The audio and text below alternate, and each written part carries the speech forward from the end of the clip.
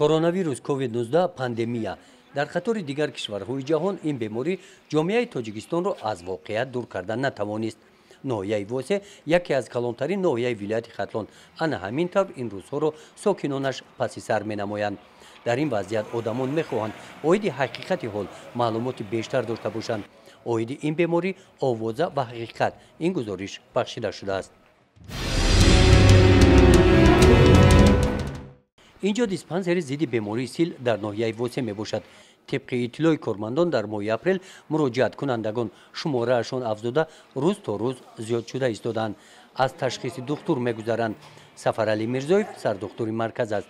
ӯ мегӯяд ки аксари муроҷиаткунандагон гирифтори бемории пневмония илтиҳоби шуш мебошанд. таи чанд рӯзи охир ҳаст ки ба маркази мо барои гузаштани ташхиси рентгенӣ мардум бисёр муроҷиат мекунад ва мо аллакай якчанд нафар беморони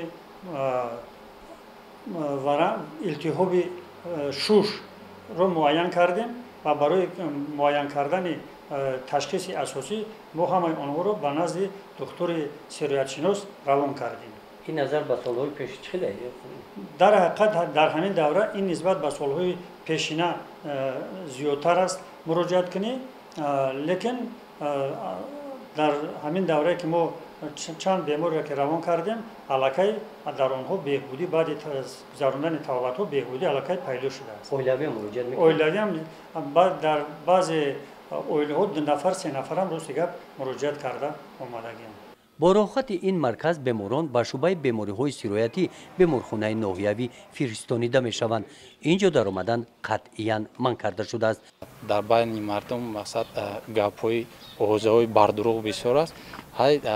ҳаму ҳарсола мисол мавсими грипп аста, атипични грипп, яъне ки ина пневмония қати ба қайд мегирифтанд.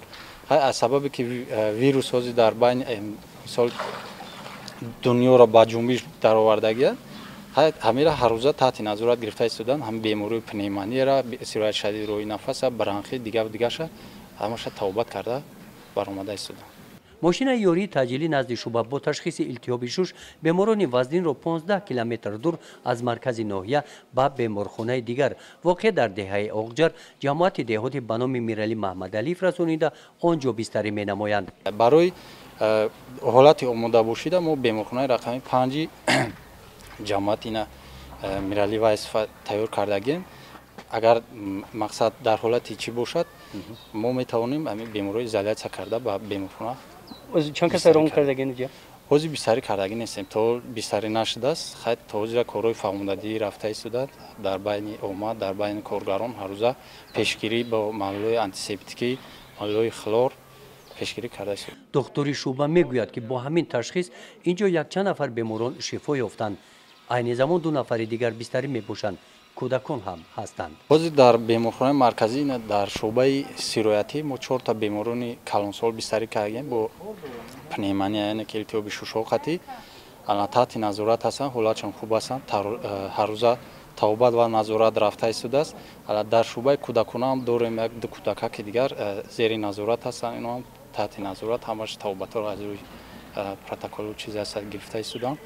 аз илтиҳоби шуш то ҳозира ба қайд нагирифтем. дар ноҳияи мо ба қайд нагирифтааст фавт шидагӣ. ҳамаш ҳолатҳошон хуб ҳастанд, тавобат гирифта ба хона рафта истоданд. дар шуъбаи ёрии таъҷилӣ духтурон дар ҳолати ҳамеша омодагӣ қарор доранд. бо даъвати навбатӣ назди бемор мераванд. сару либоси махсус доранд. табибони тибби оилавӣ дар маҳалҳо, ҷамоати шаҳрак ва ҷамоатҳои деҳот беморонро ба қайд мегиранд. маълумотҳо ҳамарӯза дар маркази ноҳия ба қайд гирифта мешаванд. натиҷаи он ба ситори болоӣ пешниҳод мегардад. мувофиқи фармони вазорати тандурустии ҷумҳурии Тоҷикистон мо ҳамарӯза навбатдории шабонарӯзӣ дорем. ҳамширои тибби оилавии минтақавӣ ҳамарӯза хонагаштакора пурзур кардагием. ҳаррӯза хабар гирифта ба мо ҳисоботҳоро дода истодаанд. мо дар навбати худ ҳисоботҳоро ҷамъбаст карда ба раёсати тандурустии ҳукумати давлатии вилояти Хатлон ва минтақа супорида истодаем. овозаи бемории коронавирус одамонро ба ташвиш овардааст. Аз чунин ҳолате ба амал омада бисёриҳо рӯ ҳафтода мебошанд. Аз тарси ба коронавирус гирифтор нашудан аз муоинаи доктор мегузаранд. ман ҳами асабӣ шидам ки ҳами хаста шида овозаи бардуруға бувар кардам хаста шида ман пок зад дилам хунук шида ки ман ҳами хеле овозаи бардуруға мешунавам интернете чи дуруға ҳамин овозое ки ҳозир ҳаст мисол шахсоне ки бо пневмония мо ба қайд мегирем ҳамиро ҳамаша гуфтанд ки коронавирус аст лекин дар ҳақиқат ино асос надоранд барое ки иро табибо ташхис гузарондистанд ё ҳам ма ёра дида баромада истодем беморӣ вирусӣ аст беморӣ сироятӣ аст ки ҳам барои нафас ҳам барои алоқа аз одами бемор ба одами сиҳат мегузарад барои ҳамин дар мадди аввал ин тозагиро талаб мекунад.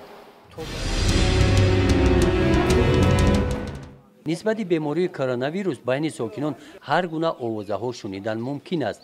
шеър ҳам навиштаанд. ҳақиқати онро ҳар нафар ба таври фаҳмиши худ шарҳ медиҳад. ҳастанд одамоне ки ба овозаҳо бовар намекунанд. хаки ҳамон бандаи мусулмонем бай овозам хачи гӯям бай гапҳоам бовар кам мумкин аст не ки ғазаби худо акубуд не хел ба ҳар ҳол бояд ки мо ҳамон бандаи мусулмонем аз ғазаби худо толо битарсем лекин гап ҳам дар сар ҳамин ки бояд мо ягон қоидаи не қоидаи шариата не қоидаи мисол ҳукумата бояд риоя кунем вайрон накунем. баъзе афсонаҳои шунидем ки гӯё ки дар хитой чиз кардан ҳамин қуръона шата задан ё ки чикор кардан ҳамин беморӣ дар ҳамонҷо барои ҳамин пайдо шуд.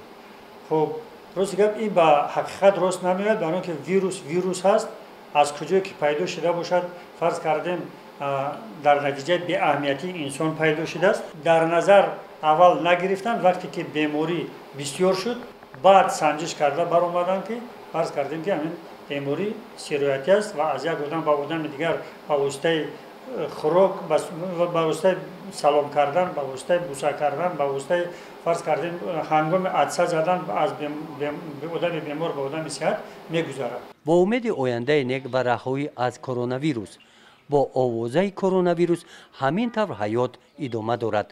одамон дуо доранд ки ҳарчи тезтар аз ин бало халос шаванд.